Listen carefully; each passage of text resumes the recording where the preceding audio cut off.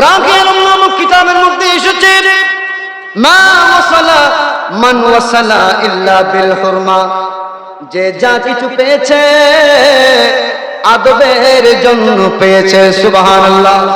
ওয়া মা সাকাতা মান সাকাতা ইল্লা বিতারকিল হুরমা, যে যা কিছু হারিয়েছে বিয়াদবির জন্য হারিয়েছে। শয়তান ছিল ইমামুল মালায়েকা, ফেরেশতাদের সরদার। এই ফেরেশতাদের সরদার কেন শয়তান হয়েছে? তার একমাত্র কারণ হলো আল্লাহ যে বলেছেন উসজুদু লি আদম, ও ফেরেশতারা তোমরা আমার আদমকে সিজদা করো। ফাসাজাদু, সবাই সিজদা করলো ইল্লা ইবলিস, ইবলিস করলো না, বিয়াদবি করলো। আল্লাহ বলতে বিয়াদবের জায়গা এখানে নাই, এখানে হতে পারে না।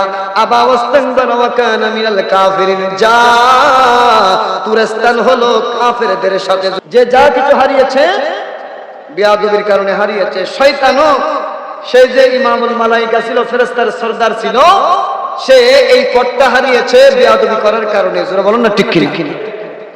আর যে যা কিছু পেয়েছে আদবের কারণে পেয়েছে। হযরত ইব্রাহিম আলাইহিস সালামকে যখন নমরুদের দল আগুনের মধ্যে নিক্ষেপ করল, তখন সেখানে এই আগুনের মধ্যে ব্যাঙ দিয়ে একটু প্রস্তাব করে দিল। সুবহানাল্লাহ বলেন না? কোন আশেক ব্যাঙকে প্রশ্ন করছে, এ ব্যাঙ তোমার প্রস্তাবের পরিমাণ তো এই কয়েকশো টাকা হবে, এগুলো দিয়ে তো কোনোদিনও নমরুদের আগুনের এত বড় আগুনের কুণ্ড এটা তো কখনো নিভানো যাবে না, কেন তুমি সেখানে প্রস্তাব করতে গেলে?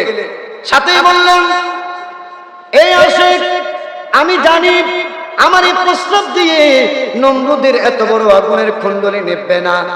আগুন নিবানোর নিয়তে একটু প্রস্তাব করে হলেও একজন পয়গম্বরের পক্ষে আছি জানান দিয়েছি আল্লাহকে। এজন্য যুগে যুগে কালে কালে কেউ যদি ব্যাঙ মারে তাহলে তাকে সদকা করতে হয়। ব্যাঙ মারার কারণে সদকা করতে হবে। কারণ কি? কারণ কি? আদবের কারণে।